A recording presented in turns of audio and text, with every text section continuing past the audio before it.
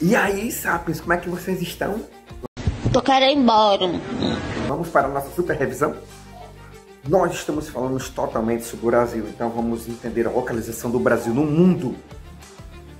O Brasil está localizado totalmente a oeste do meridiano de Greenwich e tem 3% na região norte, cortado pela linha do Equador, onde 93% está localizado na região sul e cortado pelo Trópico de Capricórnio, né?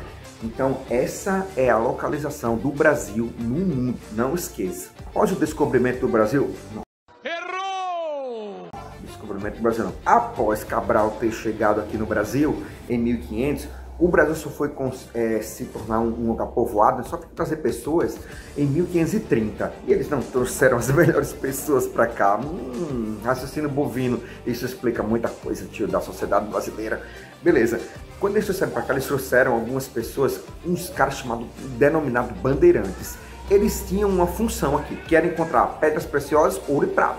Esse é o objetivo. Lembre-se que nesse período, né, no século XVI, aqui no mundo, o mercantilismo era o sistema econômico social que mandava em tudo. Eles faziam o seguinte: quem tinha mais ouro, tinha mais prata, era considerado superpotência, né?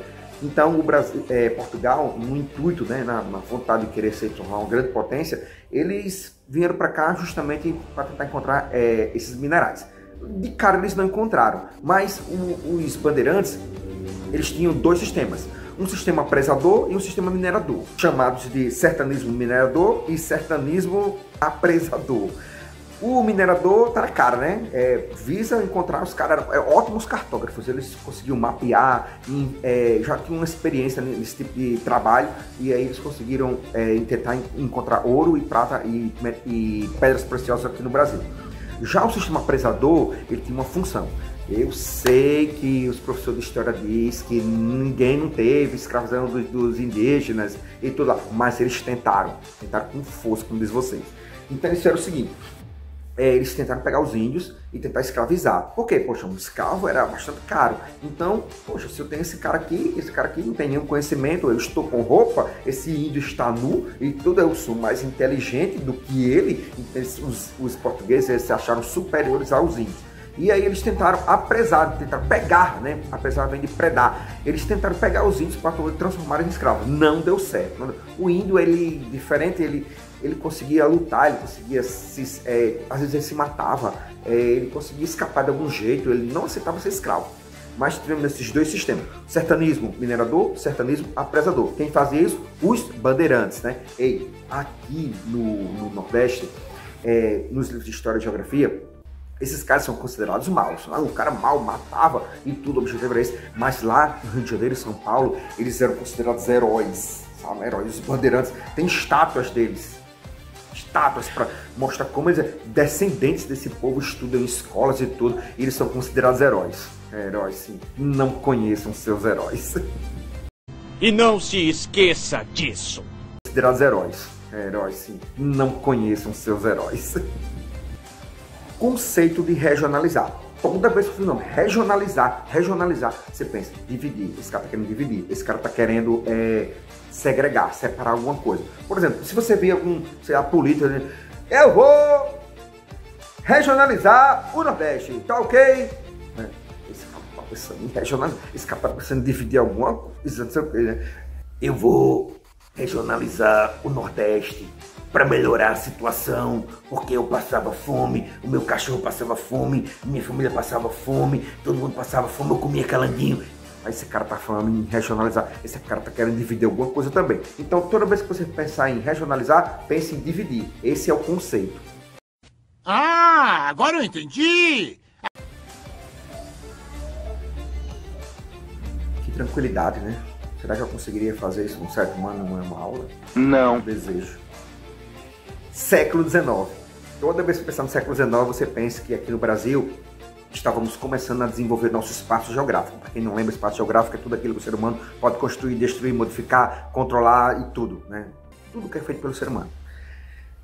No século XIX, no livro tem 3 motores. E quando eu digo no motor, não é motor não, pense no motor não, pense como se fosse assim, o desenvolvimento, a força da coisa. Existiam 3 grandes produções, não esqueça nunca mais isso. Três grandes produções aqui no Brasil. O cacau, lá aqui no Nordeste, na Bahia. O látex, lá na Amazônia. E o café.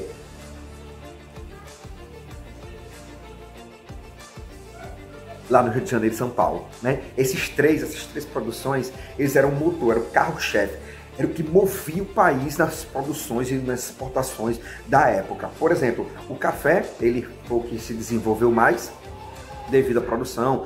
O café do Brasil era o melhor do mundo, aquela coisa toda. As safras sempre, o clima era muito favorável para a produção do café, levando em consideração que o café é um fruto africano, mas ele se deu muito bem aqui no Brasil. O cacau também, ele não é aqui do Brasil, mas ele se deu muito bem aqui devido ao clima. Como você sabe, o cacau, ele é a matéria-prima do chocolate, né? E o látex é um mistério, é uma história.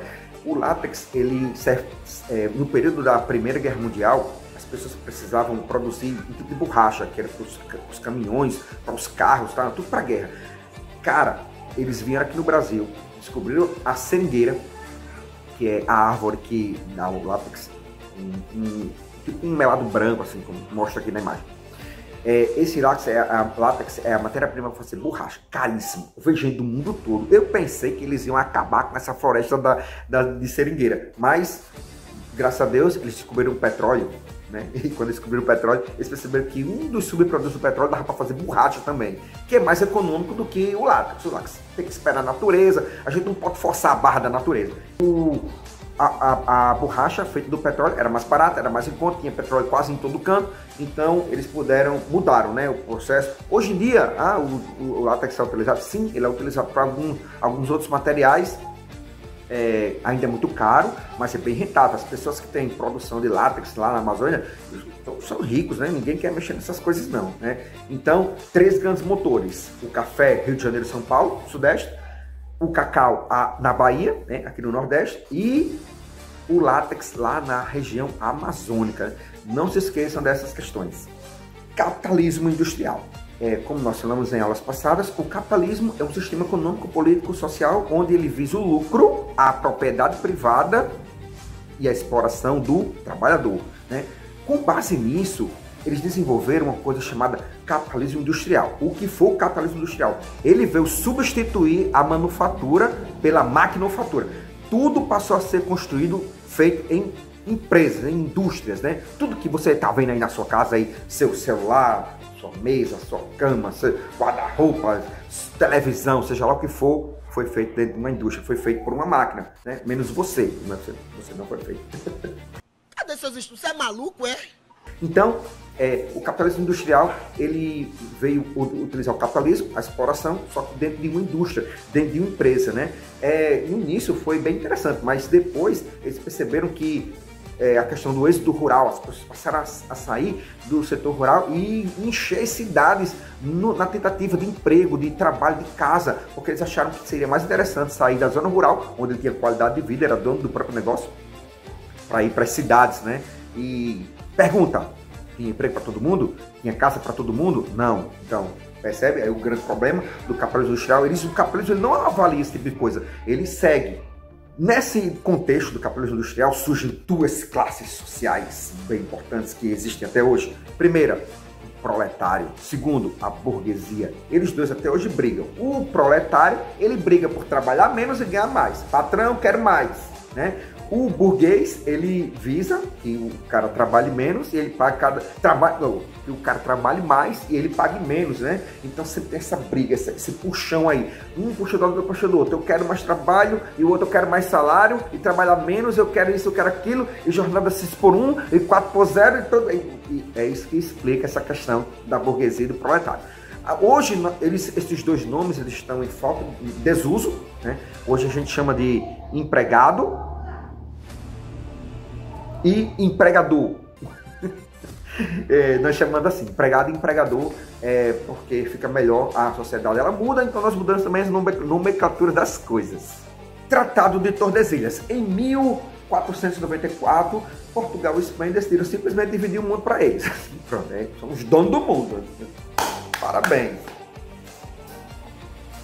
Onde Portugal ficava com uma parte do Nordeste e a Espanha ficava com outra parte, como mostra aqui na imagem. Beleza, Portugal mala, né? Português é mala. Portugal descumpriu o Tratado de Tordesilhas, né? Ele descumpriu totalmente e ficou meio inviável para a Espanha tentar entrar para o outro lado do Brasil, levando em consideração que tinha que adentrar para dentro do Brasil. E nesse período de 1400, né, do século XV, o Brasil era mato puro, havia pragas tropicais, era muito problema e eles não tinham como ter controle sobre isso aí. Então, praticamente eles abandonaram. Já quando foi em 1750, eles fizeram um outro tratado, Tratado de Madrid, onde Portugal e Espanha fizeram uma nova organização da divisão do Brasil e que ficou mais ou menos depois Portugal quebrou de novo esse contrato. Então temos dois contratos aí, o Tratado de Tordesilhas, 1494, e o Tratado de Madrid, 1750, né? Temos dois tratados. Eu não entendi esse final, quer dizer, não entendi foi nada.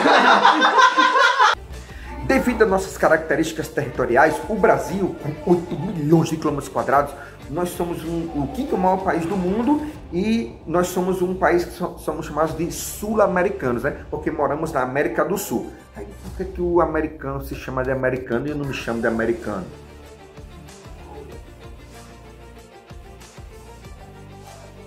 Fusos horários.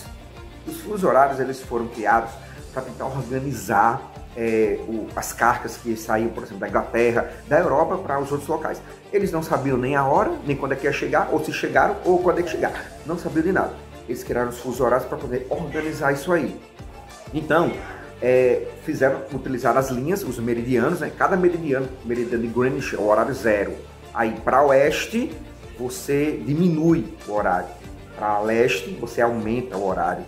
Então, por exemplo, se aqui, só um exemplo, se aqui no Brasil são meio-dia, qual é a hora lá na Alemanha? Sabendo que a Alemanha tem 3 fusos horários de diferença, então é só você aumentar. A Alemanha está para leste, então você aumenta no horário 12, 13, 14, 15. Lá são 15 horas, 3 horas da tarde. É assim que muda. Se fosse ao contrário, o lado oeste, você diminui o horário. Se na Alemanha são 15 horas da tarde, qual é o horário aqui no Brasil? É só diminuir 3 horários. No Brasil, nós temos 4 fusos horários, né? Mas, na verdade, só utilizamos um, que é o horário de Brasília, né? Por exemplo, agora no horário de Brasília, a prova do Enem será ao meio-dia, tá? Porque significa o seguinte, que lá no Acre, que é um horário diferente, lá, sei lá em Fortaleza é outro horário, dois extremos do Brasil, tem horários diferentes, mas o horário de Brasília é o que importa. Então, todo o nosso país restringe-se a um horário, que é o horário de Brasília. Existem 24 fusos horários divididos por 360, onde cada grau desse significa, cada espaço desse entre um meridiano e outro significa 15 graus de diferença, que é 1 hora de diferença. Essa é a divisão no mundo. Valeu, galera, essa foi a nossa super revisão. Faça boa prova, perguntas, comentários, dúvidas, questionamentos serão importantes para a humanidade. Deixa aqui no comentário, dê um like, compartilhe. Vamos, por favor, me ajuda aí nesse negócio desse canal. Valeu, galera, tchau!